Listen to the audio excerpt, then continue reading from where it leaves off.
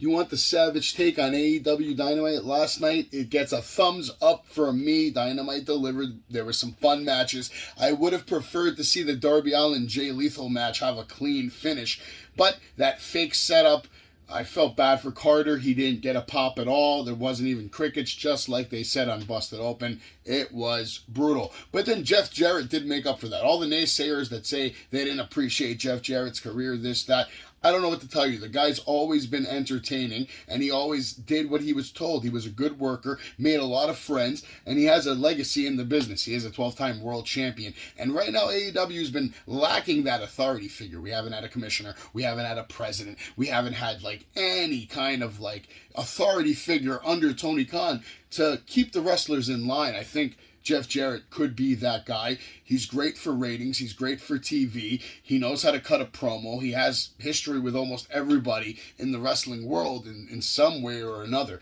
So I see a lot coming from that storyline. I did like it. What does this mean for Darby Allin, though? Is Darby Allin going to take another L with a tag team match, him and Sting?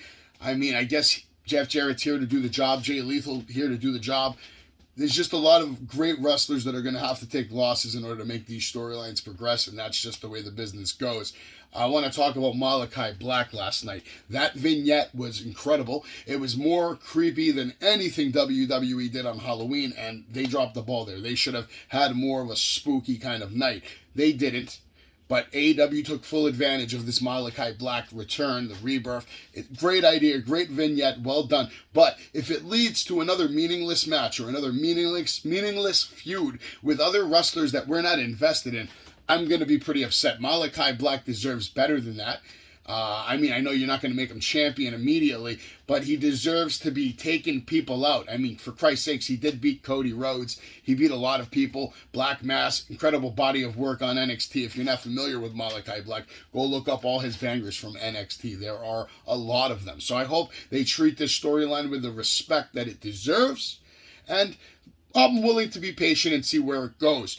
Jericho last night, Colt Cabana. I don't know if that was a shot directly to CM Punk. I feel like it was in some way. It's like, how can it not be? We never saw him on Dynamite before, main eventing a big match with Chris Jericho or anything like that. Now here he is, all of a sudden.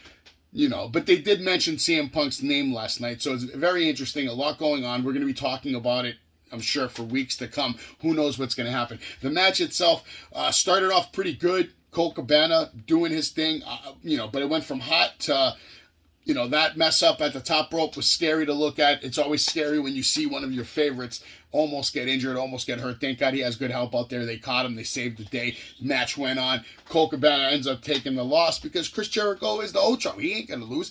Fucking Le Champion, all right? Get used to it. It is the Ring of Jericho, and that's all you need to know about that. I did find it a little interesting that they're really going hard to make, the Blackpool Combat Club compete with the JAS.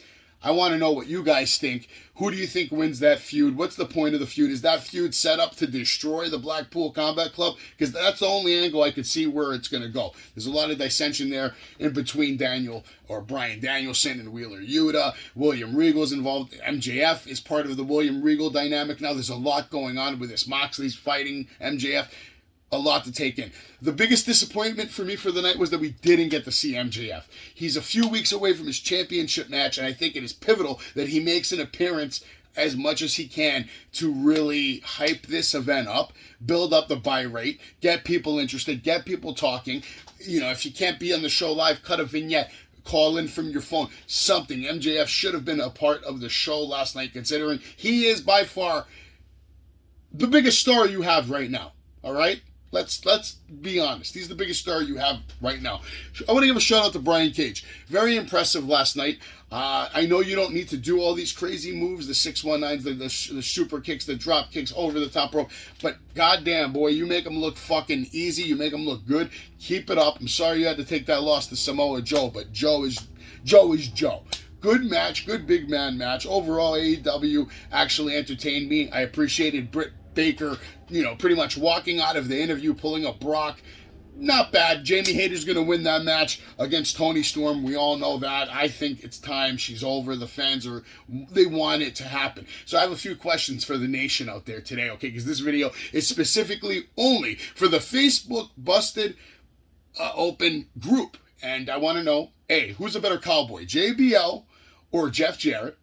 And how long do we wait before we take away this interim thing from the Women's World Championship? Is it 3 months? Should it be 9 months? Should it be a year? I don't really know. I want to know what you guys think. And of course, let me know what you think. Is MJF 100% walking away with that title in New Jersey? I'm going to be at Rampage tomorrow night with the La Greca heads. Look for me on TV. Wrestling with Savage will be live at Rampage. I'll be bringing you some great videos and exclusive content.